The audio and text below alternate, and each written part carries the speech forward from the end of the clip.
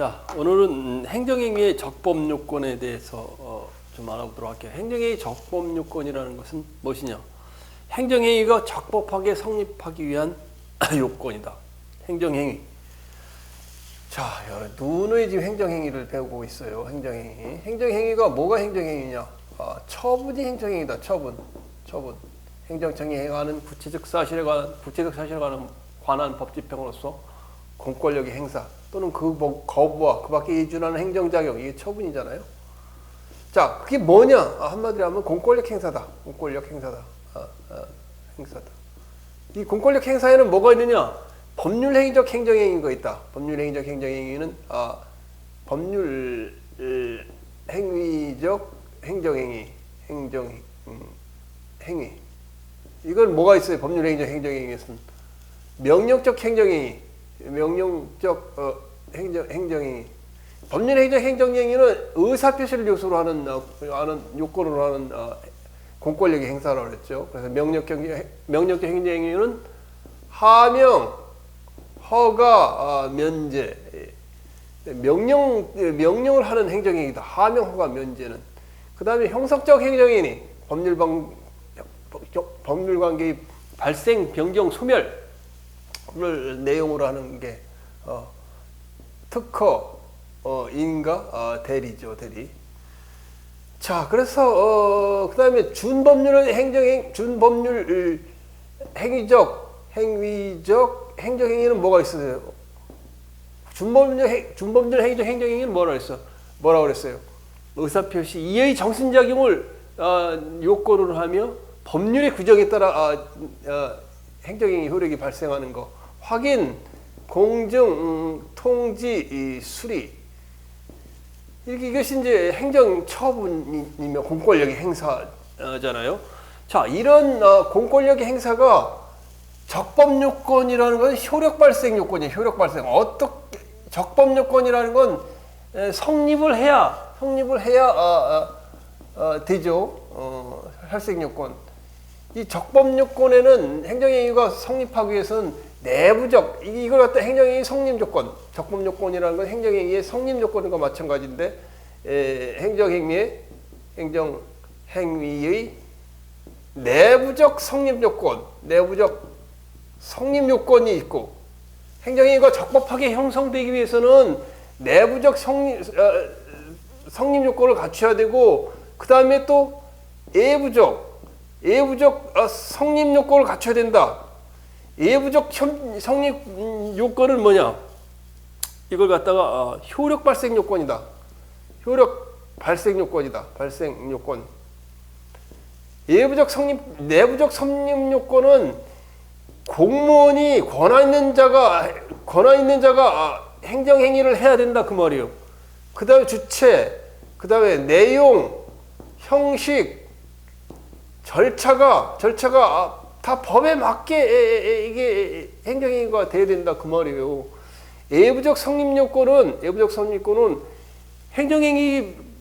허가를 한다. 허가를 갖다가 운전면허를 발급한다. 운전면허를 발급해서 상대방에게 도달되고 교부가 돼서 수령을 해야 운전면허의 효력이 발생하는 거 아니에요. 그래서 이건 이게 송달돼야 돼. 송달의 종류에는 우편에 의한 송달, 그 다음에 뭐예요? 고유의 의사, 직접 주는 거, 우편에 의한 송달. 그 다음에 이걸 갖다 뭐라 그래요? 전자 메일이라고 그러나? 이걸 갖다 한국말로 말해 정보통신망. 전자우편을 갖다가 이메일. 정보통신망에 의한 송달, 뭐 이런 게 있고 이런 게 있죠, 그죠? 자, 그래서 먼저 행정행위가 효력 발생을 하기 위해서는 적법요건을 갖춰야 된다. 뭐 어떤 내부적 성립요건과 예부적 성립요건을 갖춰야 된다. 내부적 성립요건을 갖춰야만이 이 행정행위가 적법하게 성립하며 그것이 상대방에게 송달이 되어야 우편에 의한 송달, 교부에 의한 송달, 정보통신망을 이용한 전제, 이메일을 위한 전자문서에 의한 송달, 이런 것이 송달되어야 효력 발생이 된다 그 말이에요.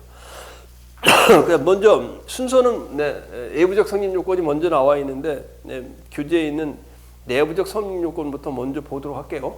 자, 내부적 성립 요건 그건 크게 이렇게 어렵지는 않은데 처음에 공부하는 사람은 약간 이제 처음에 공부하니까 힘들죠, 그죠?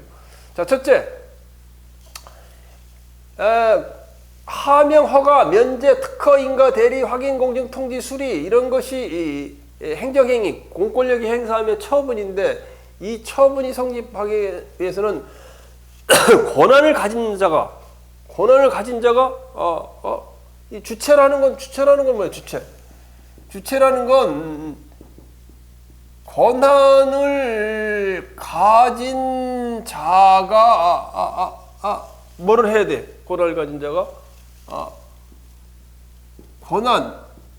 행정행위를 행사해야 된다고 말이에요. 주체에 대한 거는 내부적 성립권. 예를 들면 여러분들이 운전면허증을 받아보면 운전면허증이 뭐라고 나오냐? 운전면허증이 뭐라고 그러면 경찰청장이라고 써 있어요. 경찰청장이 운전면허를 발급하게 돼. 그 다음에 운전면허 정지처분도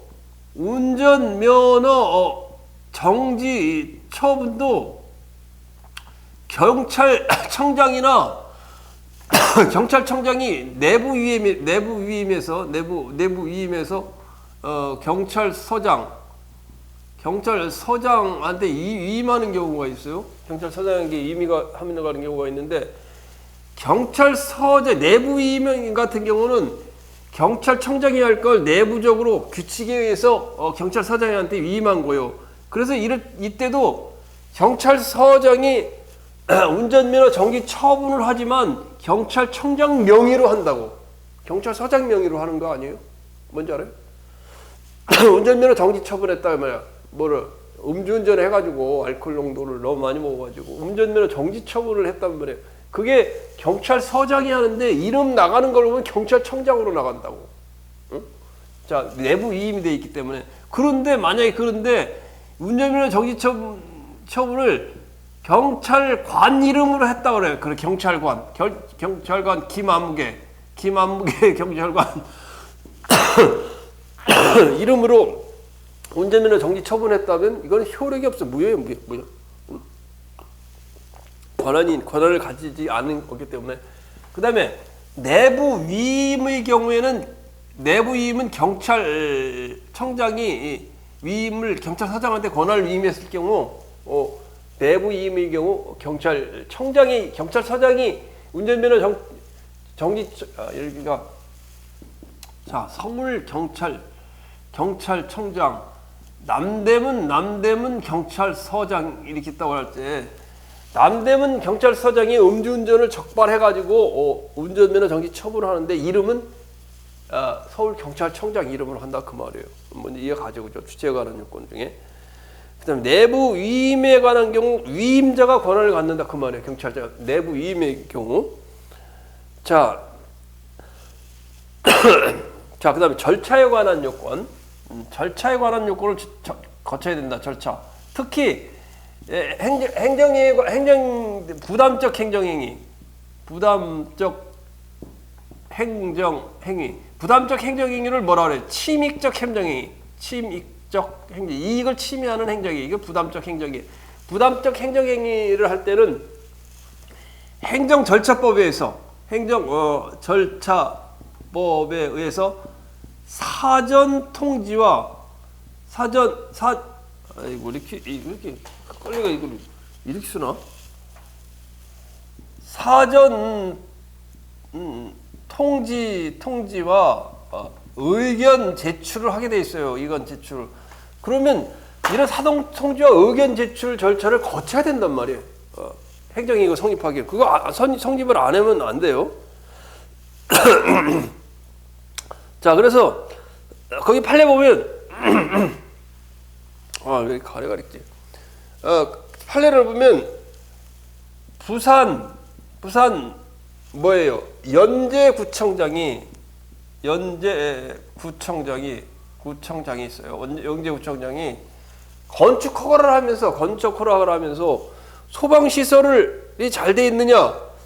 옥내 소화전과 소화전을 갖췄는지. 옥내 소화전이라는 건 불이 나면 이제 그 물을 뿌리는 장치죠. 그다음에 피난 기구가 있어야 된다. 3층에서는 줄을 타고 내려오는 기구가 있어야 된다. 이런 걸 갖다가 갖췄는지를 갖다가 누구한테 문의를 했냐면 동네 소방서장, 동네 소방서장, 서장에게 한번 의견 조회를 하도록 법이 돼 있어서 소방법 운영상 돼 있어서 하니까 소방서장이 건축 부동의를 했다. 그게 안 돼. 이게 장치가 안 돼 있으니까 건축 부동의를 했다 그 말이에요. 부동의를 했다. 그러면 건축 부동의를 했으면 부산 연제구청장은 건물을 지는 갑에게 건축 그 소방 그 옥내 소화전이나 3층 피난 기구를 갖다가 보완하도록 하고서 보완 요청을 하고 준비를 해놓고 건축 허가를 해줘야 되는데 그런 거 없이 연제구청장이 바로 건축 허가를 해줬다. 이런 거는 안 되죠, 그죠? 이건 재량권 범위를 위반된 거기 때문에 안 된다 그 말이에요. 그 다음에 형식에 대한 요건. 자, 이 첫째는 주체에 대한 거. 이게 뭐 이렇게 되냐? 이거 번호를 이렇게 해야 되겠네. 1, 2. 자, 주체에 대한 거. 이게 내부적 성립 요건이죠. 이 절차에 대한 거. 3. 형식에 대한 거. 형식은 행정 처분의 형식은 뭐로 해야 돼요?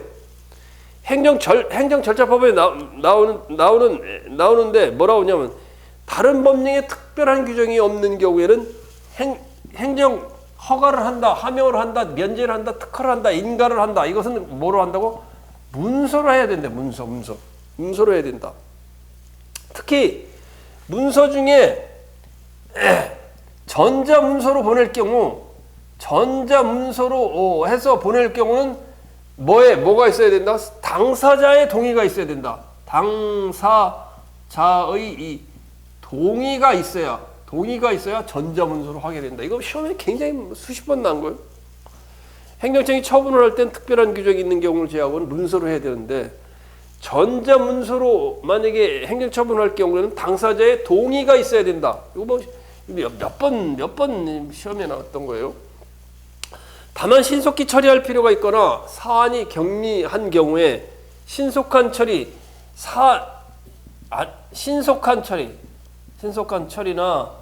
사안이 경미한 경우에는 뭐를 할 수 있다? 말 또는 말로 그 밖의 방법으로 할 수 있다 그 말이에요. 그 다음에 처분을 하는 문서에는 운전면허 허가, 뭐 식당 허가 할 때는 그 공문서에 행정청, 동래구청장, 강남구청장 담당자의 소속, 건축과, 식품위생과, 그 다음에 행정과, 그 다음에 성명, 갑 아무개, 을 아무개 또는 연락처, 전화번호, 팩스, 그 다음에 이메일을 갖다 주소를 보내줘야 된다 그 말이에요. 그 다음에 네 번째로 내부적 성립 요건은 내용에 대한 요건. 내용. 행정 처분은 내용이 뭐예요? 법의 원칙에 합당해야 되겠지. 법에 맞아야 되겠지. 법에 안 맞는 건 안 되겠지, 그죠? 그 다음에 법적 근거. 내용이 행정처분은 법적 근거가 있어야 돼. 법적 근거가 없는 행정처분은 안 돼. 법적 근거가 있어야 된다고. 판례 나온 거 보면 예를 들면 여기 이렇게 허름한 단독주택이 하나 있었어요. 단독주택이 하나 딱 있으면 대전 같은 데 가보면 구도심에 단독주택이 있는데 이걸 이제 건설업자들이 사가지고 이걸 허물고 여기다 이제 뭐 완룸을 이렇게 짓잖아요. 이거 허물고 사가지고 8억 주고 사가지고 완룸을 허물어가지고 뭐 20억짜리 이제 완룸을 만들잖아요. 자, 그래서 완룸을 만들려고 했더니 갑이라는 사람이 대전시장이 A, 갑이라는 사람이 완룸을 만들려고 단독주택을 사서 했더니 주민들이 반대하는 거예요. 주민들이 반대한다고 해서 A가 갑에게 공사중지명령을 내렸어요. 근데 법적 근거가 없단 말이에요. 아니 단독주택을 사가지고 완룸을 지는데 공사중지명령? 왜? 사유는 이웃 주민이 반대하고 데모한다. 비난한다. 그게 법적 근거가 없단 말이야. 그렇기 때문에 이런 경우는 행정행위가 위법하다 그 말이에요. 그 다음에 행정행위 사실상 또는 법률상 실현 가능해야 된다. 얘기했죠. 내용상 예를 들면 공매 처분하는데 강제징수 세금을 안 냈어. 갑이라는 사람이 세금을 안 내서 강제징수를 하는데 강제징수를 하면 어떻게 해요? 강제징수 체납처분 절차에 들어가죠. 체납처분 절차가 바로 강제징수 절차예요. 그런데 친구 오토바이를 내가 갖고 있었어. 그런데 친구 오토바이하고 내 재산은 아니잖아. 임시로 타고 와서 갖고 있는 제3자인 친구의 오토바이를 갖다 법원이 구청에서 압류해가지고 이거 갖다 처분한다. 이거는 안 되는 거죠. 왜냐하면 이거는 무효인 행정행위죠, 그죠? 그 다음에 행정행위는 확정돼야 된다. 처분의 범위가 확정되지 않으면 무효다. 여기까지 됐죠, 그냥. 자, 이거 그렇게 안 어려요. 읽어보면 금방 알아요. 자, 그 다음에 효력 발생 요건은 우리가 좀 봐야 돼요. 자, 효력 발생 요건이 나오는 것은 지금 행정절차법에 나오죠. 행정절차법에 나오는데 첫 번째 행정처분이 효력이 외부적으로 성립 요건인 외부적으로 효력이 발생하기 위해서는 행정청의 처분이 상대방에게 송달되어야 돼요. 송달되지 않으면 송달이라는 건 도달한다는 거예요. 송달 보내서 받아야만이 송달되어만이 그 효력이 발생한다 그 말이에요. 이게 외부적 성립 요건이에요. 자, 그래서 송달 받을 자에게 도달됨으로써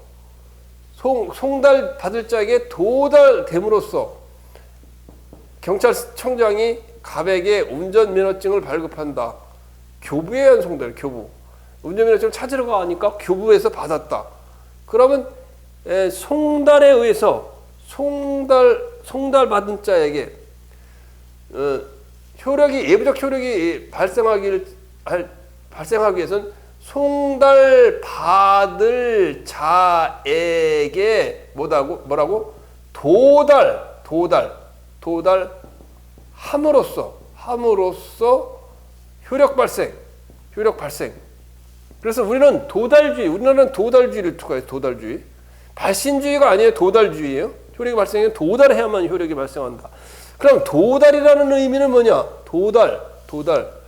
도달이라는 말은 갑자기 도달이라고 그러니까 뭐 해 생각이 나네. 제일 맛있는 해가 도자로 들어가는 것 같은데. 자, 그래서 보면 예를 들면 이 도달됨으로써의 도달이라는 의미는 현실적으로 알았을 필요까지는 없고 현실적으로 알았을 필요까지는 없고 현실적으로 도달되어 현실적으로 알았을 필요까지는 없고 어떻다는 거예요? 처분이 이 상대방이 대법원 판례요. 처분의 상대방이 어떻다는 거예요? 알 수 있는 상태에 놓임으로써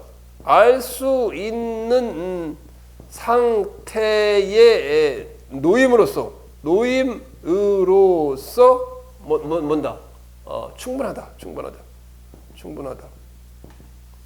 현실적으로 알았을 송달받을 자에게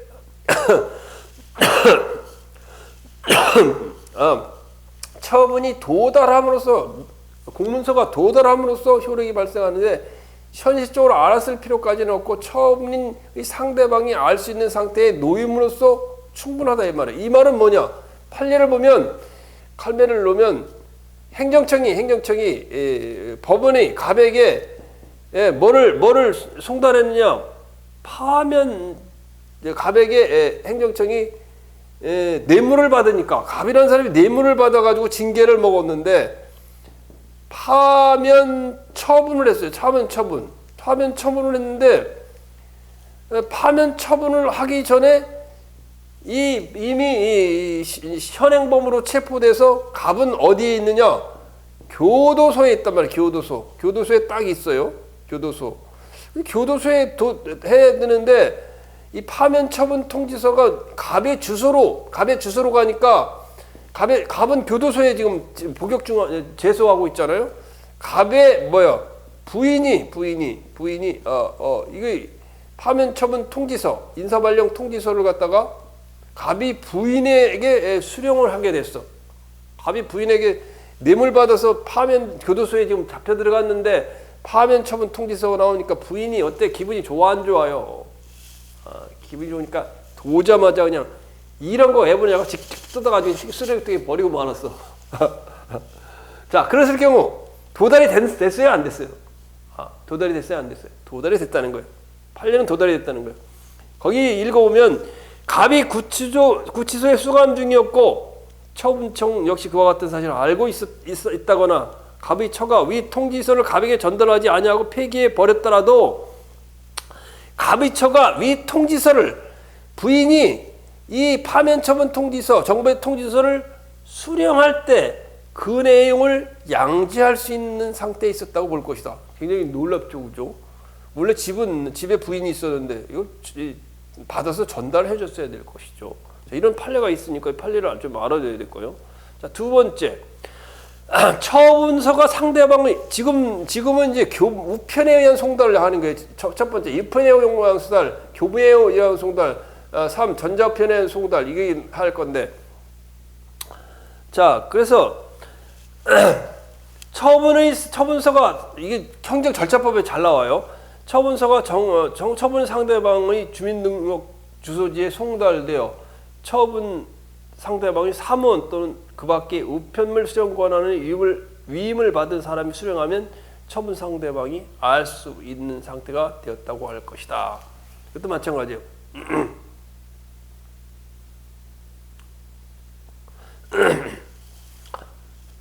처분 상대방의 주민등록 주소지에 송달되어 처분 상대방의 사무원이나 사무원에게 송달되거나 아니면 그 우편물 수령 권한을 우편물 수령 권한을 위임받은 경우 위임 받은 자에게 송달된 경우 도달된 경우에는 우리가 송달되었다 본다 그 말이에요. 그 다음에 지금 얘기하는데 행정절차법에 나오는 예부적 성립 요건은 우편에 의한 송달, 교부에 의한 송달, 정보통신망을 위한 송달이다. 그 다음에 송달 받을 자가 동의하는 경우에 그를 만나는 장소에서 송달을 또 할 수 있다. 정보통신망을 이용한 송달은 이 정보통신망을 이용한 전자우편을 통한 송달은 뭐 한다고요? 송달 받을 자가 동의한 경우에만 아까 여기하는 전자문서 있었죠? 전자문서도 마찬가지죠. 전자문서도 송달 받을 자가 동의한 경우에만 송달의 효력이 발생한다 그 말이에요. 자, 이제 하나하나 판례를 한번 검토해 보면 그 밑에 보면 자, 첫 번째로 첫 번째 판례를 보면 판례 보면 자, 첫 번째 우편 송달과 효력 발생. 이 표현은 우편 송달과 효력 발생. 자, 우편 송달. 문제가 되는 것은 뭐야? 등기우편. 일반 우편과 등기우편이 있어요. 자, 일반 우편은 우편은 알죠, 뭔지. 그냥 보내는 거. 그다음에 등기우편인데 등기우편. 자, 일반 우편으로 만약에 송달을 했을 경우 이 발송되었다는 사실만으로 뭐예요? 우편물이 도달되었다고 추정할 수가 없어요. 우편물은 증명을 해야 돼. 받았다는 걸 증거를 해야 돼요. 송달 효력을 주장하는 측에서 일반 우편에는 그 증거를 제시해야만이 이제 송달의 효력이 발생한다. 그런데 등기 우편은 사인을 받고서 가는 거기 때문에 수신자가 사인을 받잖아. 행정의 상대방이 그 내용을 등기의 번호에 의해서 사인을 하고 받죠. 따라서 등기 우편의 경우는 수신자에게 만약에 확인을 받고 하니까 이것을 만약에 도달했을 경우 우리가 송달된 것으로 추정한다 그 말이에요. 그 다음에 등기 우편물이 발송된 경우라도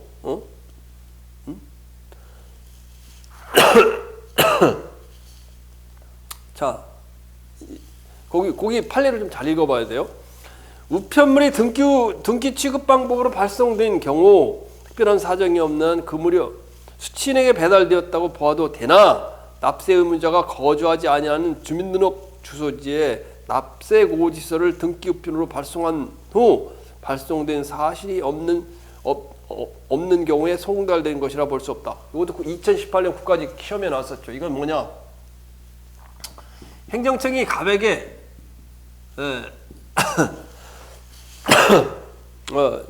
이제 세무서에서 갑에게 이제 납세 고지서를 송부하는데 갑의 주소지가 뭐야? 주민등록만 돼 있고 갑은 사실 다른 데 가서 살고 있어. 주민등록만 돼 있고 주소지에 주민등록만 돼 있고 다른 데 가서 살아. 주민등록만 돼 있고 사실 거주하지는 않아. 거주하지는 않고 다른 데 가서 살아. 그럴 경우 과연 이게 등기우편으로 보내가지고 등기우편으로 보냈는데 누군가 받았어. 갑이 받은 거는 갑은 다른 데 가서 사니까 다른 지점에 사니까. 근데 등기우편으로 보냈다고 했는데 이거 반송이 안 왔어. 그럼 송달되었다고 등기우편이니까 추정한다. 그거 아니라는 거지. 판례는 주민등록만 되어 있고 거주는 다른 곳에서 한 경우, 다른 곳에서 하는 경우, 실제 다른 곳에서 살고 있는 경우는 이걸 갖다 등기우편이라도 송달을 추정할 수 없다 그 말이에요. 판례의 입장이에요. 자, 그런데 거기 밑에 또 판례를 보면 납세고지서의 명의인이 다른 곳으로 이사했어. 다른 곳으로 갑이 다른 동네로 이사했어. 여기 이제 뭐 F라는 동네로 이사했어. 이사를 했지만 이 갑에 살고 있는 사람한테 주민등록을 옮기지 아니한 채 주민등록지로 배달되는 우편물을 여기에 새로운 사람이 이사 와서 사는 사람한테 이 동네로 좀 전달해 주십시오. 이렇게 부탁한 경우, 자실하게 전달하도록 한 경우 그 새로운 거주자에게 우편물 수령 권한을 이쪽으로 오면 일로 전달해 주세요. 이렇게 하면 위임을 해준 것으로 봐가지고 어떻다는 거예요. 납세 고지서의 송달은 적법하다 그 말이에요. 이해가죠, 그죠? 이해가죠? 자, 그다음에 자 A라는 세무서에서 가서 그 부가가치세, 그다음에 소득세, 종합소득세를 내라고 납세고지서를 갖다 보냈는데 지금 뭐예요? 우편에 송달이죠. 했는데 어때요? 이 송달 서류가 그 동거인이 사리 분별할 지능이 있는 이상 송달받은 사람이 그 서류의 내용을 실제로 알지 못한 경우에도 송달의 효력이 있다. 여기에 갑이라는 사람이 있는데 여기 동거인이 있다. 동거인이 누구예요? 자녀지, 자녀하고 같이 살고 있다. 갑은 직장에 나갔다. 만약에 갑은 직장에 나갔는데 동거인 자녀가 만약에 8살, 만 8살이다. 만 18세냐, 만 24세냐, 이거에 따라 다르다는 거예요. 동거하는 자녀에게 만 24세 자녀에게 그걸, 우체부가, 그걸 처분서를 갖다가 주면은 성인이니까 판단 능력이 있잖아.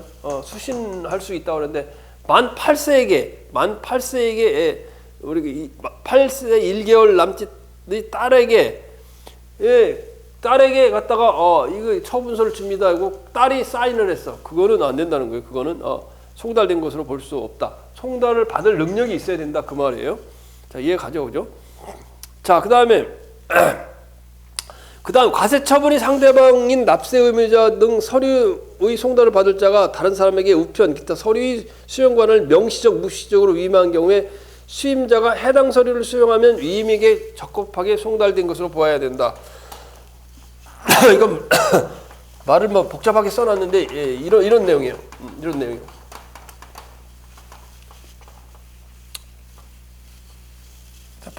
판례가 시험에는 판례가 주로 나오니까 판례를 좀 잘 알아둬야 돼요. 자, 아파트가 있다. 아파트가 있는데 아파트 16층이야. 16층은 502호. 502호요. 502호 방이 이제 한 5칸, 뭐 큰 거는 방이 여러 개 있죠. 그래서 방 한 칸을 세를 놨어. 세를. 갑이라는 사람이 세를 들어가서 이거는 뭐예요? 이건 을 소유 아파트야. 아파트에 이거 지금 그런 거예요? 갑이 그렇지. 을 소유 아파트요. 50평이요. 50평짜리 방 한 칸을 갖다가 이제 뭐야 월세 들어갔죠. 전세는 아니고 월세 들어갔죠. 살고 있는데 갑이 을 소유 아파트 아니야. 그래서 갑이 여기 가족들하고 방 한 칸하고 뭐 화장실도 있는 거 살고 있는데 을 소유 아파트니까 을하고 같이 살고 있어요. 방 한 칸만 임대를 한 거예요. 그래서 을한테 뭐라 그랬냐? 우편물이 오면 좀 받아달라고 얘기했어요. 얘기하고 그래서 을이 갑의 우편물을 갖다가 수령하면서 동거인이라고 적어놨어. 이런 경우는 그동안 갑의 우편물을 을 아파트 주인이 계속 받아왔기 때문에 같이 사는 아파트 주인이 왔기 때문에 이때는 송달된 것으로 본다. 왜?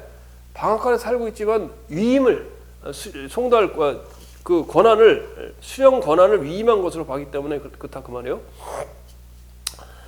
자, 그다음에 납부의 고지, 독촉, 강제 징수 또는 세법에 따른 정부의 명령과 관계되는 서류의 송달을 우편으로 할 때 등기 우편으로 해야 된다.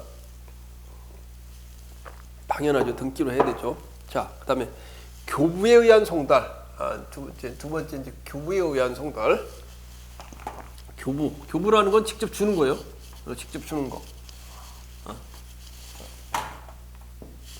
이 교부에 의한 송달. 문서를 갖다 직접 주는 게 교부에 의한 송달이다 그랬죠. 자, 교부를 할 때는 뭐야? 허가증 또는 납세 고지서 이걸 갖다가 교부를 직접 주면서 수령 뭐를 한다고? 수령 확인서. 수령이라는 건 받는 확인서죠. 확인서를 받고 뭐라고? 저기 납세 고지서 문서를 갖다가 교부는 주는 거죠. 교부함으로써 한다 그 말이에요. 자, 교부에 의한 서류 송달은 행정기관의 소속 공무원이 서류를 송달할 장소에서 송달 받아야 할 자에게 서류를 교부하는 방법으로 한다. 만약 교부하는 곳이 경찰서라면 경찰서에서 운전면허증 내주면 되고, 저기 영업 허가증을 내주면 되고, 아니면 직접 이제 주면 되는 거예요. 자, 그 다음에 송달 받아야 할 자가 송달 받기를 거부하지 아니하면 다른 장소에서 교부할 수 있다. 송달 받기를 거부하지 않으면 다른 장소에서도 거부할 수 있다. 국세기본법에 나오는 거죠. 자, 그다음 보면 송달하는 장소에서 송달 받을 자를 만나지 못했다. 갑이라는 사람이 구청에서 납세 고지서를 가지고 갑에게 갔어. 회사에 갔어. 사무실에 딱 지방세 납세 고지서를 가지고 갔는데 갑이 없어. 갑이 없으면 어떻게 한다고? 그 사무원 또는 고용자, 피용자, 일꾼, 피용자, 직원, 동거인인데 이 동거인에게 사리 분별이 있어야 되겠죠. 사리 분별. 아까 만 8세가 와서는 안 되겠죠. 한 20세 사리 분별이 있는 사람에게 문서를 교부할 수 있다. 문서를 송달받을 자 또는 사무원이 정당한 이유 없이 송달받기를 거부할 때는, 아니 갑이라는 사람도 있고 사무원도 있고 피용자도 있고 같은 직원이 있어. 근데 지방세를 갖다가 공무원이 가져가서 이거 지방세를 갖다가 수령하라고 주려고 했더니 다 안 받는데, 세금 내는 거 뭐 좋다고 바뀌었어. 안 받는데. 그러면 어떠라고? 문서 송달 장소에, 송달 장소에 놓아둘 수 있다. 놓아둘 수 있다. 회사 사무실에, 사장실에 놉니다. 놓고 가면 돼요. 자, 그다음에 납세자가 과세 처분의 내용을 이미 알고 있는 경우에도 납세 고지 송달이 불필요하다고 할 수는 없다. 그렇죠? 납세자가 과세 처분의 내용을 알고 있어도 교부에 의한 송달은 할 수 있다고 말이에요. 당연히 해야 되는 것이고, 그죠?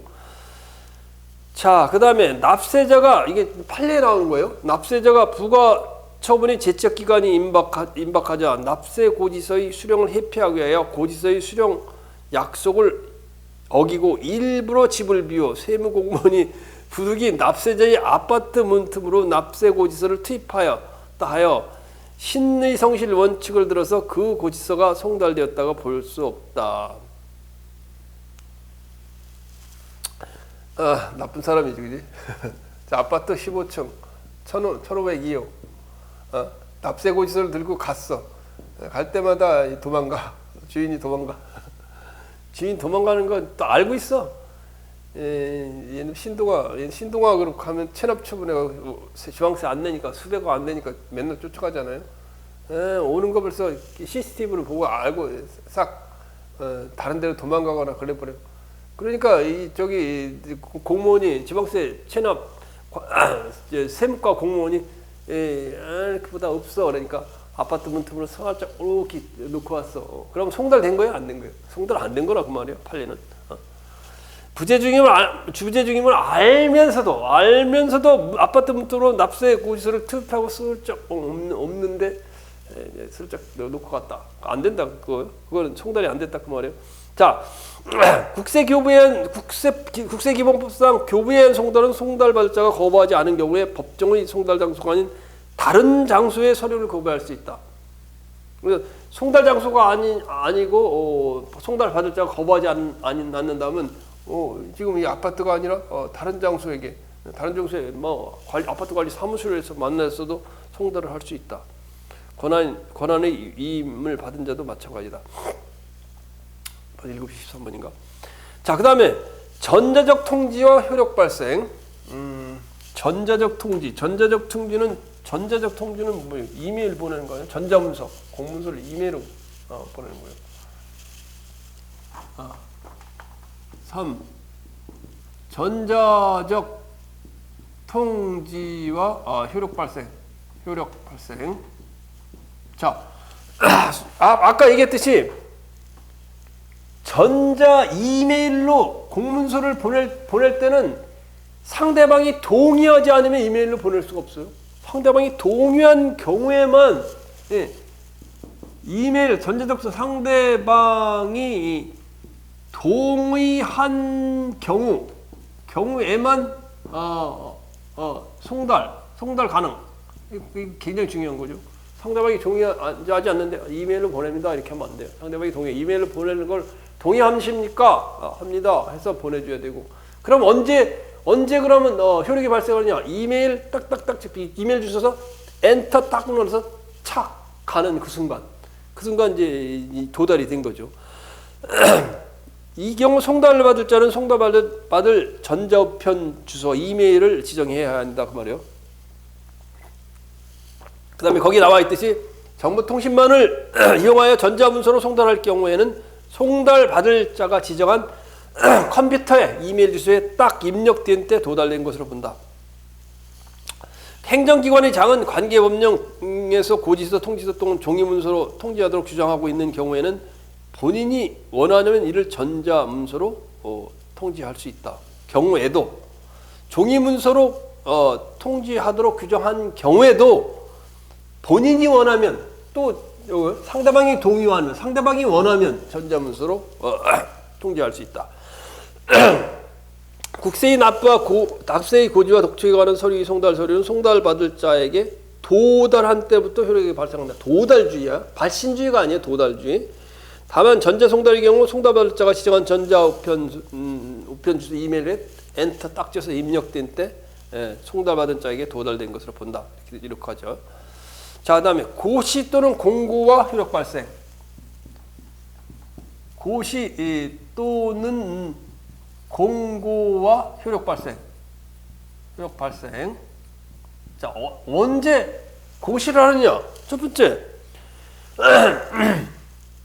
처분이 상대방의 주소를 갖다가 알 수 없는 경우, 알 수 없는 경우가 있다. 알 수가 없는 경우. 이사 가고 말해서 알 수가 없어. 도저히 알 수가 없어. 불명이요. 또 송달이 불가능한 경우에는 주소가 알 수 없는 경우 또는 송달이 불가능한 경우, 어디 뭐 산속에 가서 살고 있어. 몰라 어디 있는지 잊어버려서 자연인이 돼버렸어. 이럴 때는 어떻게 한다고? 관보, 국가에서 발행하는 관보, 요만해. 관보. 여기 보면 정부 인사도 나오고 인사 발령도 나오고 관보. 지방자치단체에 발행하는 공보. 그 다음에 게시판. 구청, 시청 가면 게시판이 있어요. 게시판. 관보, 공보, 게시판 또는 일간신문. 일간신문에 뭐라고? 공고해야 한다. 공고하고 하나 이상이 일간신문 하나 이상이 공고하고 인터넷에도 공고해야 된다. 그 말이에요. 주소를 알 수 없는 경우, 송달이 불가능한 경우 이렇다면 그 말이에요. 이럴 경우 송달이 불가능한 경우와 주소를 알 수 없는 경우는 관보, 공보, 게시판, 일간신문 일간신문 하나 이상의 공고하고 인터넷에도 공고하는데 일간신문 하나 이상 공고하고 인터넷에도 공고하는데 이때 효력 발생은 14일이 뭐라고? 14일이 지난 때에 효력 발생한다 그 말이에요. 효력 발생한다는 거예요. 다만 긴급히 시행할 특별한 사유가 있어 효력 발생 시기를 달리 정하여 공고한 경우는 그 기간에 따른다 그 말이에요. 그 다음에 행정 효율과 협업 촉진에 관한 규정. 행정 효율과 협업 촉진에 관한 규정에 보면은 뭐가 나오냐면 공고문서라고 해서 공고문서는 이거는 누군가가 있는데 주소를 알 수 없는 경우였었잖아요. 이 공고문서는 불특정 다수인에게 공고하는 문서예요. 공고문서. 불특정 다수인에게 일반에게 알리는 사항을 공고문서라며 이 효력 발생 시기를 구체적으로 정하고 있지 않으면 고시 또는 공고가 있는 날로부터 5일이 경과한 때 효력이 발생한다 그 말이에요. 고시 공고에 그 다음에 행정처분이 효력 발생.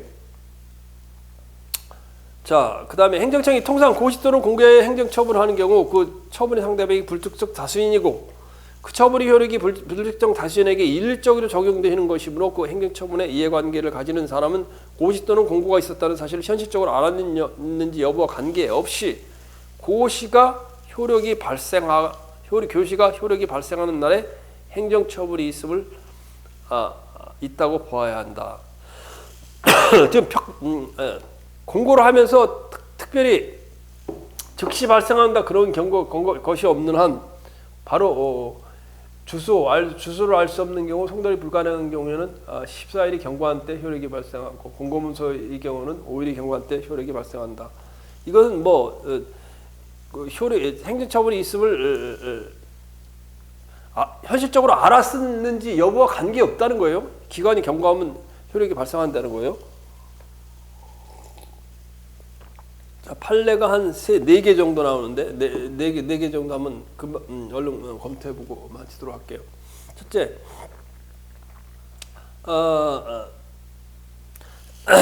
지금 청소년 보호위원회에서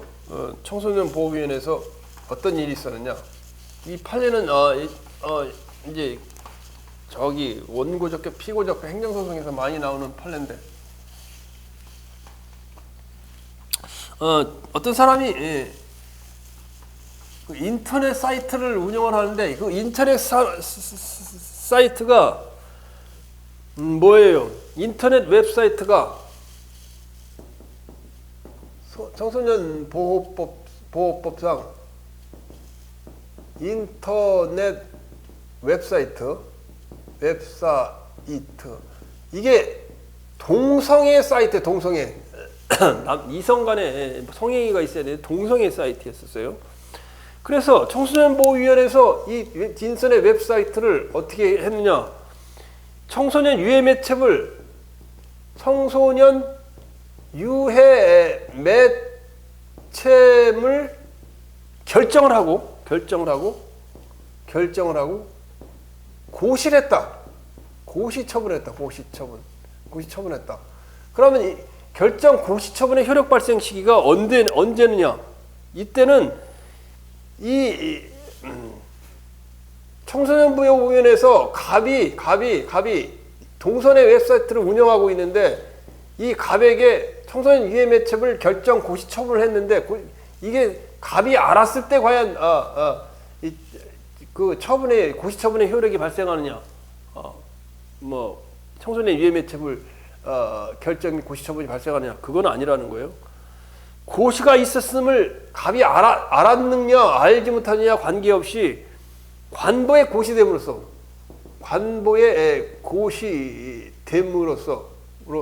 효력 발생이다. 고시된 건 불특정 다수인을 상대로 하는 경우 갑이 현실적으로 이 청소년 유해 매체물 결정 고시가 처분 통지서를 받아서 안 거와 관계없이 관보에 고시됨으로써 효력 발생한다. 따라서 이 발생한 날로부터 관보가 고시된 효력이 발생한 날로부터 90일 경과하거나 1년이 처분이 있으면 안 날로부터 90일, 처분이 있는 날로부터 1년이 경과할 때는 후에는 이 인터넷 웹사이트 청소년 유해 매체물 결정 및 고시 처분에 대한 취소소송을 제기할 수 없다 그 말이에요. 불가적인 일이 생기기 때문에.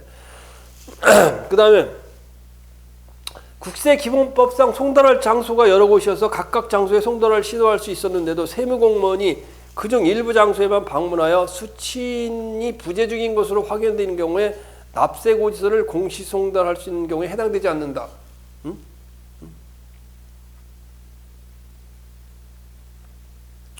자, 공시 송달이라는 건 공고해서 고시해서 송달하는 하는 거예요.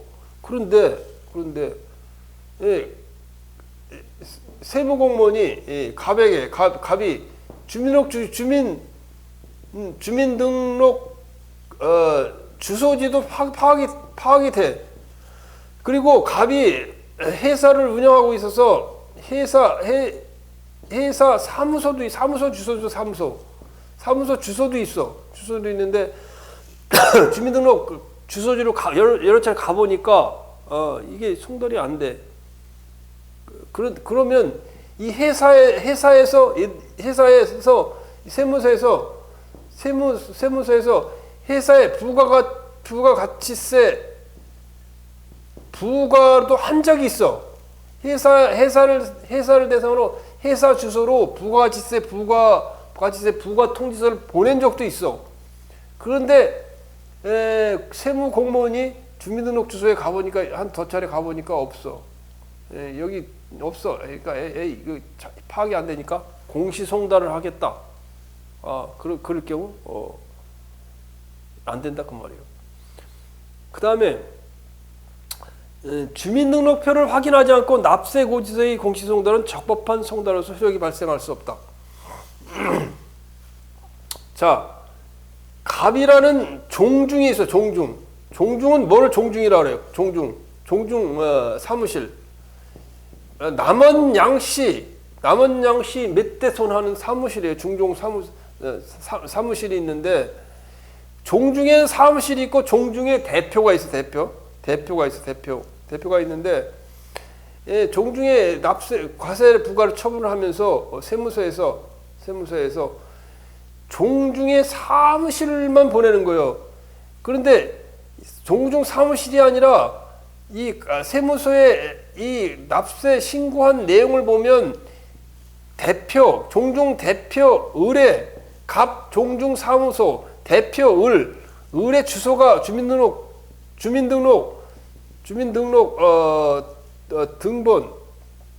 등본을 첨부해서 종중을 신고하도록 되어 있기 때문에 이 대표의 주민등록 주소가 여기 나와요. 그런데 종중 사무소에만 보내고 송달이 됐다 이렇게 해서는 안 된다는 거예요.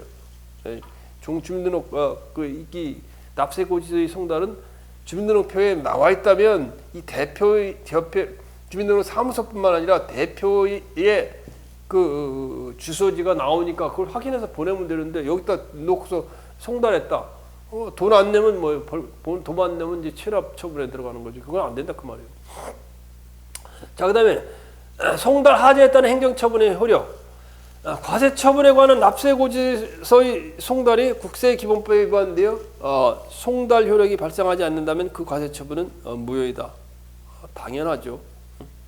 송달이 안 되면 무효예요. 송달이 효력이 발생하지 않는 건.